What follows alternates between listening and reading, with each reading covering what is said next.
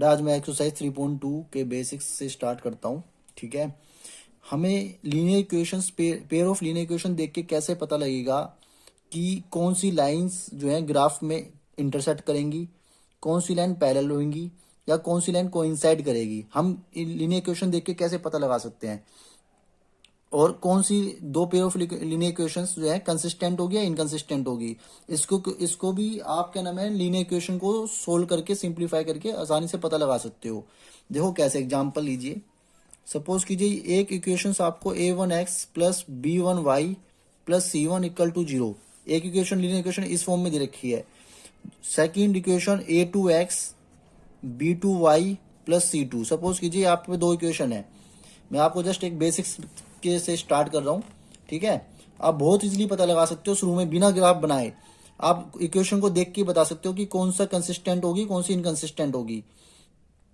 और अब कंसिस्टेंट बताऊंगा बेटा क्या होता है, और कौन सी इंटरसेक्ट करेंगी, कौन सी लाइंस पैरेलल होंगी और कौन सी लाइंस कोइंसिडेंट करेगी। देखो कैसे, ये कोफिशिएंट जो x का है a1 and b1 and c1, ये ऐसा कोफिशिएंट यहाँ पे a2, ये दूसरी इक्वेशन है, ये फर्स्ट इक्वेशन है। ये आपको इस तरह से दो इक्वेशन दी होती है, तो आपको कैसे पता लगाना है। सपोज कीजिए पहले first, if a1 upon a2 does not equal to b1 upon b2। अगर ये कंडीशन आ रही है कि a1 अपॉन a2 इनके जो x के कोफिशिएंट है does not equal to b1 upon b2 है, तो आप इसमें क्या लिखोगे।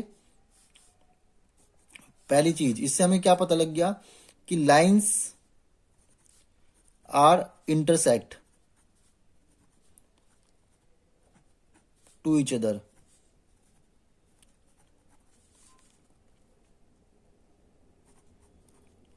लाइंस इंटरसेक्ट करेगी एक दूसरे को। सेकंड चीज इससे ये पता लग गई, यूनिक सॉल्यूशन मिलेंगे बेटा। क्या कितने सॉल्यूशन मिलेंगे, यूनिक सॉल्यूशन। यूनिक सॉल्यूशन का मतलब होता है ओनली वन सॉल्यूशन मिलेंगे आपको, केवल एक सॉल्यूशन मिलेगा। मतलब कि अगर आप इस तरह की इक्वेशन को सोल्व करते हो और अगर a1 upon a2 b1 upon b2 नहीं आ रहा है इक्वल, तो उसका मतलब अगर आप उन पेयर ऑफ लीनियर इक्वेशन को सोल्व करोगे तो आपको एक सॉल्यूशन मिलेगा। मतलब s की वैल्यू एक मिलेगी और y की एक मिलेगी। इसका मतलब ये है यूनिक सॉल्यूशन का मतलब। अगर और लाइंस विल इंटरसेक्ट का मतलब ये है कि इसमें ना लाइंस इस तरीके से एक दूसरे को इंटरसेक्ट करेंगी ग्राफ में। अब यही तो एक पॉइंट पे इंटरसेक्ट कर रही है, इसका मतलब एक ही तो सॉल्यूशन हुआ। इस एक पॉइंट पे दोनों लाइन इंटरसेक्ट कर रही है, इसका मतलब एक सॉल्यूशन है। जितनी बार लाइन आपस में इंटरसेक्ट करती हैं उतने ही सॉल्यूशन मिलते हैं। तो एक बार इंटरसेक्ट करेगी तो एक सॉल्यूशन मिला, इसका मतलब। अगर अब कंसिस्टेंट, अगर ये इसमें क्या होगा, कंसिस्टेंट भी होगा इस केस में।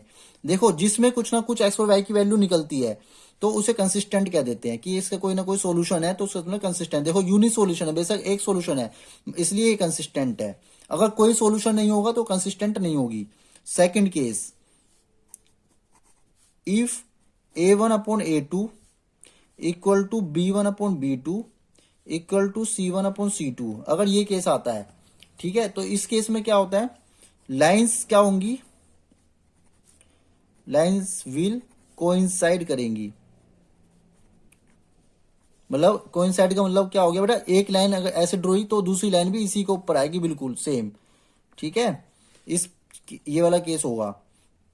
दूसरा, मैनी सॉल्यूशन होंगे। मैनी सॉल्यूशन क्यों होंगे इसके, देखो एक लाइन हर पॉइंट दूसरी लाइन पे ही है, अलाई कर रही है, तो इसका मतलब क्या है, हर पॉइंट पे इसके कई सारे सॉल्यूशन निकलेंगे। यहां भी सॉल्यूशन होगा, यहां भी होगा, यहां भी होगा। ग्राफ में आपको अच्छे से बेटर समझ में आएगा।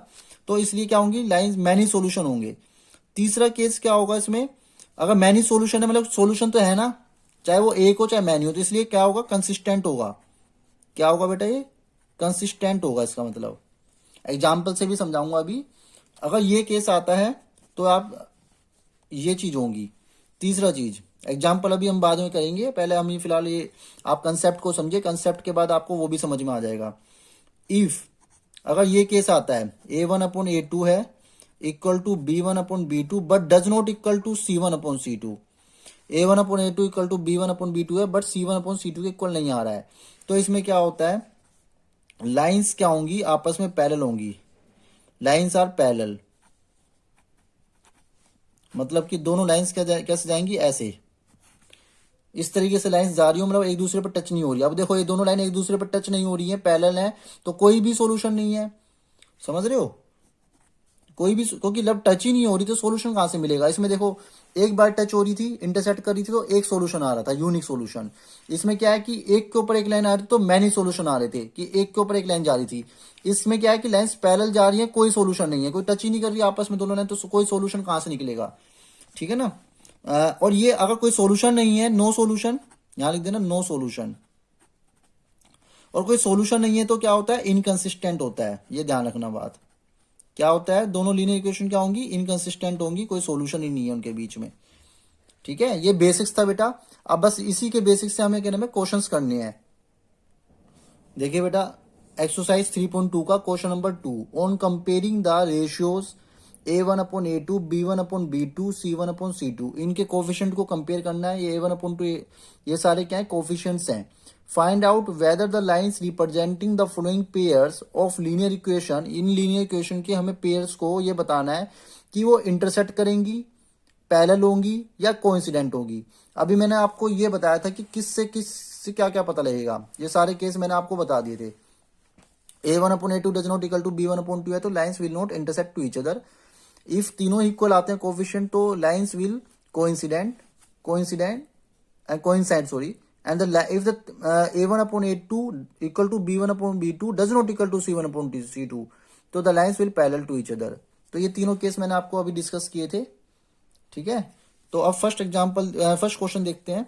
देखो इसका A1 क्या होगा, ये जैसे सपोज कीजिए ये इक्वेशन है, इसका A1 क्या है, एक्स का कोफिशिएंट क्या है यहाँ पे 5, B1 क्या है माइनस का 4 है, बेटा माइनस भी लेना है साइन, C1 क्या है 8 है।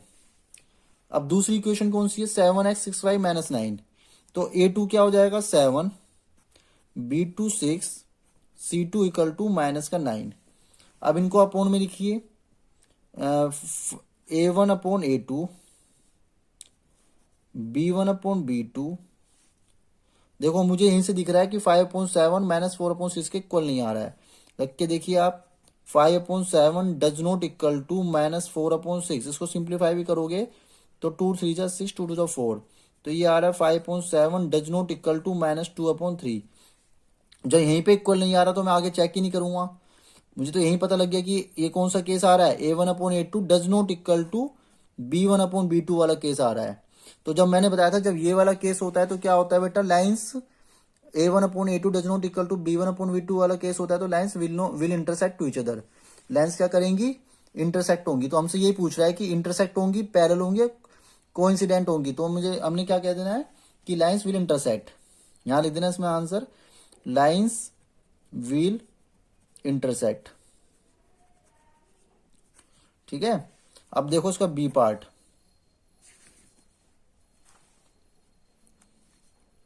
Nine x 3y plus 12 equal to 0, 18x plus 6y plus 24 equal to 0। अब देखिए 9/18 उठा के देख लीजिए बेटा, A1/A2 3/6, B1/B2 और 12/24, C/C2, ठीक है। क्या हो रहा है, अब इनको आप सिंप्लीफाई कीजिए, डिवाइड कीजिए, 9 2 जा 18, 3 2 जा 6, 12 2 जा 24, क्या आ रहा है बेटा तीनों में आंसर 1/2, 1/2 और 1/2, तीनों इक्वल आ रहे हैं। तो कौन सा केस फॉलो कर रहे हैं, ये केस फॉलो कर रहे हैं बेटा, A1/A2, B1/B2, C1/C2। तो ये कौन सा केस है, ये आपका सेकंड केस है जिसमें लाइन कोइंसिडेंट होती है, कोइंसाइड होती है। तो ये वाला केस है आपका सेकंड वाला, तो इसमें क्या होंगी, लाइंस कोइंसाइड करेगी, तो हम क्या लिख देंगे, लाइंस विल कोइंसाइड। तो यहाँ पे आप आंसर लिख देना, लाइंस विल कोइंसाइड करेंगी, ठीक है। बस सिंपल यही आपको बताना है। इसका थर्ड पार्ट आप खुद करेंगे। क्वेश्चन नंबर 3 करवाता हूं। क्वेश्चन 3 देखिए बेटा, on comparing the ratio A1/A2, B1/B2 and C1/C2, find out whether the following pair of linear equation, इनमें से कौन सी pair of linear equation consistent है और इनकंसिस्टेंट है। तो मैंने आपको उसी टॉपिक में समझाया था बेसिक में ही कि कंसिस्टेंट कौन कौन सी होते हैं, जिसमें कोई ना कोई सोल्यूशन हो, चाहे वो यूनिक हो चाहे मैनी सोल्यूशन हो। और उसके क्या केस थे, यूनिक सॉल्यूशन के क्या केस थे, एक बार देखिए आप दोबारा से। यूनिक सॉल्यूशन का केस था A1/A2 does not equal to B1/B2, या तो ये आ जाए तो कंसिस्टेंट होगा, या ये वाला केस आ जाए मैनी सॉल्यूशन वाला, A1/A2 equal to B1/B2 equal to C1/C2, तो कंसिस्टेंट होगा इन दो केस में। अगर ये केस आ गया थर्ड वाला कि B1 upon B2 does not equal to C1 upon C2, तो लाइंस पैरेलल होंगी और पैरेलल होंगी तो कोई सॉल्यूशन नहीं होगा, कोई सॉल्यूशन नहीं होगा तो इनकंसिस्टेंट होता है। समझ में आ गया बेटा? तो देखिए अब कैसे करेंगे इन क्वेश्चन को, यही तो बताना है बस, कंसिस्टेंट हमें वही चेक करना है। ए पार्ट लेके दिखा देता हूँ आपको। 3x 2y equal to 5 and 2x minus 3y equal to 7। Check कीजिए, देखो 3 अपॉन 2, 2 अपॉन माइनस का 3, देखो ये तो 3 अपॉन 2 है, ये 2 अपॉन माइनस 3 है, तो ये इक्वल ही नहीं आ रहे। तो ये केस हो गया, मतलब A1 upon A2 does not equal to B1 upon B2। अगर ये केस होता है तो बेटा क्या होता है, यूनिक सॉल्यूशन होते हैं, और अगर यूनिक सॉल्यूशन होंगे तो क्या होगा, कंसिस्टेंट होगा। यस, ये कंसिस्टेंट है। क्या है बेटा, ये कंसिस्टेंट है। B part 2x minus 3y equal to 8 and 4x minus 6y equal to 9। देखिए ये वाला case, 2 upon 4 minus 3 upon minus 6, ये माइनस 6 है, और यहाँ पे इक्वल टू 8 अपॉन 9। देखो इसको इससे कैंसिल कीजिए, 3 2 जा 6, 2 2 जा 4, ये क्या आ गया बेटा 1 upon 2, 1 upon 2 equal to 8 upon 9, मगर ये दोनों इक्वल नहीं आ रहे हैं। तो ये कौन सा केस हो गया बेटा, A1 upon A2 equal to B1 upon B2 तो है, but does not equal to C1 upon C2 नहीं है। अगर C1 अपॉन C2 के नहीं है, B1 अपॉन B2, तो क्या होता है, आपको बताया था लाइंस पैरेलल होती हैं, नो सॉल्यूशन और इनकंसिस्टेंट होता है। तो ये क्या हो जाएगा बेटा, इनकंसिस्टेंट हो जाएगा। कोई सॉल्यूशन नहीं है तो क्या हो जाता है, इनकंसिस्टेंट हो जाता है। ठीक है, इसका आप सी पार्ट देखिए।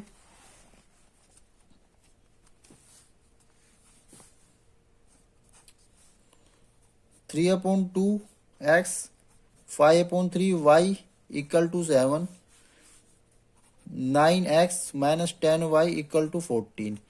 इसका कोफिशिएंट 3 अपॉन 2, अपॉन में रख दीजिए 9, इसका 5 अपॉन 3 B1, अपॉन में रख दीजिए -10 और ये 7 अपॉन 14। देखो अब ये देखो जो 2 है इसके डिनोमिनेटर में, ये नीचे आ जाएगा, मल्टीप्लाई हो जाएगा, ये 3 नीचे आ गया, मल्टीप्लाई हो जाएगा, तो क्या हो जाएगा 3 9 2 जा 18, माइनस जो है ऊपर आ जाएगा बेटा, 3 10 जा 30, नीचे 30 आ जाएगा, 7 अपॉन 14, 3 6 जा 18, 5 6 जा 30, 7 2 जा 14। देखो ये 1 अपॉन 6, ये माइनस 1 अपॉन 6। देखो बेटा आगे देखने की जरूरत नहीं है, ये प्लस का है माइनस का, दोनों इक्वल नहीं आ रहे हैं।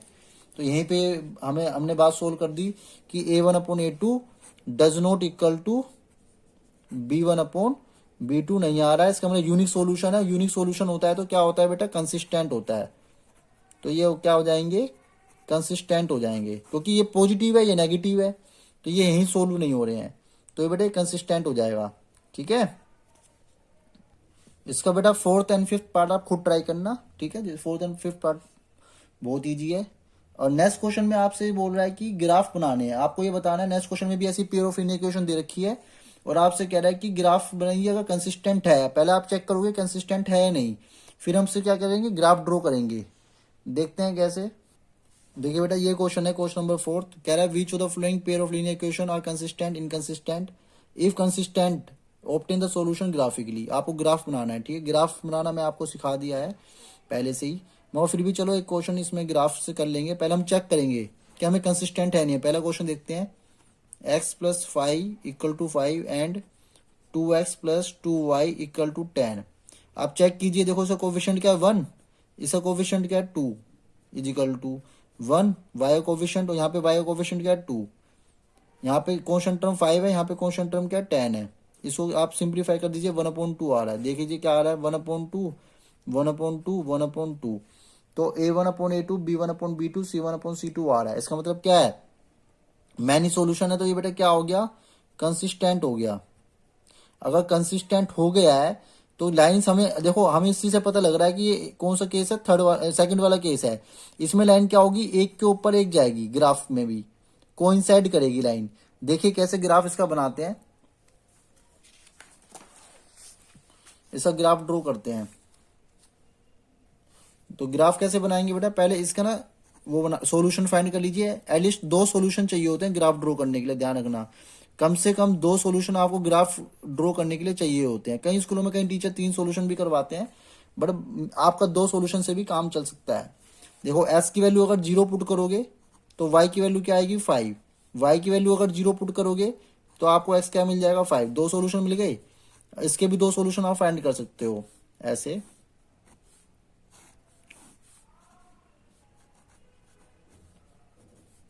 सॉरी, ये ऐसे। अब कोई भी जरूरी नहीं है कि आप 0 ही पुट करो, आप कोई सी वैल्यू पुट करके देख लीजिए। तो अगर मैं मान लो एस की वैल्यू मैं पुट करता हूँ यहाँ पे 1, तो 2 उधर चले जाएगा, यहाँ पे मैंने एस की वैल्यू पुट करी 1, तो ये क्या हो जाएगा यहाँ पे 2 into 1 plus 2y equal to 10, तो 2y इक्वल टू 10 माइनस 2 क्या आ गया बेटा 8, तो y की वैल्यू क्या आ जाएगी 4 आ जाएगी ना, 2 डिवाइड में चला जाएगा, तो ये ऐसे। ठीक है, अब एक वैल्यू और क्या पुट कर सकते हो आप, मान लो यहाँ पे मैंने एस की वैल्यू 2 पुट कर दी, सपोज कीजिए कि मैंने यहाँ पे एस की वैल्यू 2, तो 2 टू द 4, 10 माइनस 4 क्या हो गया 6, इसको 2 से डिवाइड करेंगे 3, तो यहाँ पे आ जाएगा 3। तो ग्राफ देखना हमें एक से एक लाइन के ऊपर एक ही जाएगा। हम इसे ग्राफ ड्रॉ करते हैं बेटा, यहाँ पे इसमें 1 सेंटीमीटर की गैप ले लेते हैं। देखिए बेटा मैंने यहाँ पे ग्राफ लाइन एक्सिस से एक्स एक्सिस और वाई एक्सिस ड्रॉ कर ली है। यहाँ पे मैंने 127 पॉइंट दे दिए 1 सेंटीमीटर की गैप पे। आपको देखो जो सॉल्यूशन है पहला 0 5, एस का 0 वाई का 5, तो कहाँ पे पॉइंट मिलेगा हमें 0 5, ये वाई एक्सिस पे मिलेगा आपको 0,5। ठीक है, वाई एक्सिस का पॉइंट होगा। फिर मेरे पास है पॉइंट एस का 5 वाई का 0, तो कहाँ मिलेगा 5 0 एक्स एक्सिस पे मिलेगा 5 और 0। तो यहाँ पे एक लाइन ड्रॉ करता हूँ, अगर मैं कैसे जाएगी लाइन देखिए, अगर आप ये देखिए बिल्कुल स्ट्रेट लाइन जाएगी ऐसे। ठीक है, ये कौन सी लाइन की इक्वेशन है, x plus y equal to 5 की इक्वेशन है। अब दूसरा ग्राफ ड्रॉ करते हैं दूसरी लाइन का 1 4, तो s का 1 y 4। अगर आप इसकी स्ट्रेट लाइन में चले जाएं, देखो यहां से ये y का 4 और s का 1 बिल्कुल उसी लाइन पे लाई कर रहा है। देखो यही पॉइंट मिल रहा है 1 4, इसी लाइन पे ही 1 4 बिल्कुल एग्जैक्ट वही मिलेगा आपको, उसी लाइन पे ही पॉइंट मिलेंगे, चाहे आप कोई सी वैल्यू इसी लाइन पे पॉइंट आएंगे, क्योंकि मैंने पहले ही बता दिया कि मैंने आपको बता दिया लाइन कोइंसाइड करेगी। देखिए ये वाला केस आप A1/A2 B1/B2 C1/C2 आ रहा है, मतलब जब तीनों इक्वल आते हैं तो क्या होती है लाइन कोइंसाइड करती हैं, तो ये वही वाला केस है बेटा। अब दूसरा पॉइंट देख लीजिए आप 2 3, तो S का 2 Y का 3, तो कहाँ आएंगे यहाँ आएंगे ये पॉइंट, ये यहाँ पे, तो यही लाइन जाएगी बिल्कुल सेम स्ट्रेट, तो आपको ड्रॉ करने की तो जरूरत है नहीं, तो उसी पे ये पॉइंट आएंगे, तो ग्राफ बेटा इसका यही आएगा। ठीक है, आप इसको अगर करना चाहो तो इसको ऐसे कर सकते हो इस तरीके से। ठीक है, इसके जो सेकंड थर्ड पार्ट है, इसका बेटा सेकंड पार्ट और करके देखते हैं। ठीक है, क्वेश्चन फोर्थ का, फिर थर्ड और फोर्थ पार्ट जो है आपको खुद ट्राई करना है। देखो इसका देखिए A1/में A2, जैसे कि 1/3, इसका कोफिशिएंट -1 है, इसका कोफिशिएंट भी, इसका कोफिशिएंट -3 है, 8/16। ठीक है, तो ये -3 आएगा, सॉरी यहाँ पे -3 भी आएगा बेटा, माइनस से माइनस कैंसिल हो गया, 8 2 16 हो गया। तो देखो आप 1/3 1/3 1/2 ये दोनों इक्वल है, मगर ये दोनों इक्वल नहीं आ रहे हैं, तो ये कौन सा केस आ गया बेटा, A1/A2 B1/B2 does not equal to C1/C2। इस केस में क्या था, नो सॉल्यूशन, कोई सॉल्यूशन नहीं आएगा, मतलब अगर आप इसका ग्राफ ड्रॉ करोगे तो बेटा लाइंस पैरेलल जाएगी, मगर हमें इसका ग्राफ ड्रॉ नहीं करना है। वो कह रहा है कि अगर कंसिस्टेंट है, अगर सॉल्यूशन नहीं है तो क्या हो गया बेटा, इनकंसिस्टेंट हो गया। अगर इनकंसिस्टेंट है तो हमें ग्राफ ड्रॉ नहीं करना है, अगर सिर्फ कंसिस्टेंट है तो ग्राफ ड्रॉ करना है, मगर हमें पता लग गया इनकंसिस्टेंट है, ऐसा कुछ इसकी लाइन पैरेलल जाएंगी तो हमें से ग्राफ ड्रॉ नहीं करना है। ठीक है, तो इसी तरीके से आपको सी एंड डी पार्ट भी करने हैं। बाकी जो इस एक्सरसाइज के रिमेनिंग क्वेश्चन रह गए मैं नेक्स्ट वीडियो में आपको बताऊंगा। क्वेश्चन नंबर 1 रह गया एक तो, और 5 6 7 मैंने इस वीडियो में सिर्फ मैंने जो अभी आपको बेसिक करवाया था उसी से रिलेटेड मैंने क्वेश्चन करवाए हैं। क्वेश्चन नंबर आपको 5th 6th और 1 आपको 7th नेक्स्ट वीडियो में मिलेंगे। Okay, thank you so much.